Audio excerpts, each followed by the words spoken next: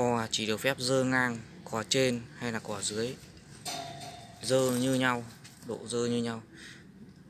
Các bạn để ý đây nó đang dơ đứng này. Đấy, dơ đứng.